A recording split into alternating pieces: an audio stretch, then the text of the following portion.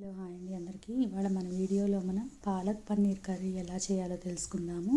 ముందుగా 2 కట్టలు పాలకూర తీసుకుని దాన్ని శుభ్రంగా కడిగి కట్ చేసి పక్కన పెట్టుకోవాలి. ఒక చిన్న గిన్నెలో 10 జీడిపప్పు, 1 స్పూన్ నువ్వులు, 1 స్పూన్ గసగసాలు వేసి 10 నిమిషాలు నాననివ్వాలి. ఒక చిన్న దాల్చిన చెక్క, 2 లవంగాలు, 2 ఎలాచి, 4 మిరియాలు తీసి పక్కన పెట్టుకోవాలి. 2 మీడియం సైజ్ ఉల్లిపాయలు కట్ చేసి ముక్కలు పక్కన పెట్టుకోవాలి. పన్నీర్ 1 క్యూబ్ని కట్ చేసి ముక్కలు పక్కన పెట్టుకోవాలి.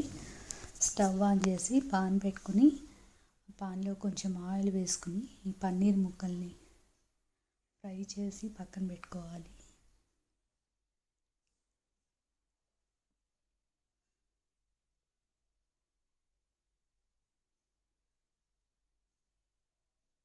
ఈ విధంగా గోల్డెన్ బ్రౌన్ కలర్ వచ్చాక అన్నీ తీసి పక్కన పెట్టుకోవాలి. మిక్సీ జార్లో మనం కట్ చేసుకుని పెట్టుకున్న ఉల్లిపాయ ముక్కలు, జీడిపప్పు, మసాలా దినుసులు, పాలకూర అన్నీ వేసి పేస్ట్ చేసుకోవాలి.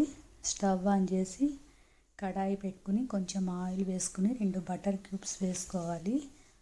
ఆ బటర్ కరిగాక ఈ మసాలా దినుసుల్ని వేసి మనం మిక్సీ పట్టి ఉంచుకున్న ఈ పేస్ట్ని వేసి వేగనివ్వాలి.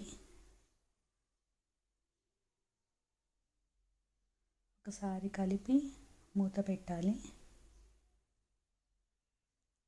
దీనికి తగ్గట్టు ఉప్పు, రుచికి తగ్గట్టు ఉప్పు, కారము, అల్లం వెల్లుల్లి పేస్ట్ వేసి కలిపి మూత పెట్టాలి.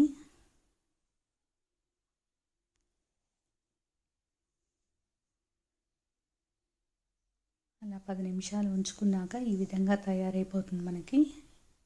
ఈ ఫ్రై చేసి పెట్టుకున్న పన్నీర్ ముక్కల్ని వేసి ఒకసారి కలుపుకుని ఒక గ్లాస్ వాటర్ పోసుకోవాలి, చిన్న గ్లాసు. ఆ గ్రేవీ పన్నీర్ ముక్కలకి పడుతుంది. ఒక 10 నిమిషాలు ఉడికించుకోవాలి. కొంచెం గరం మసాలా పొడి వేసి కలుపుకోవాలి.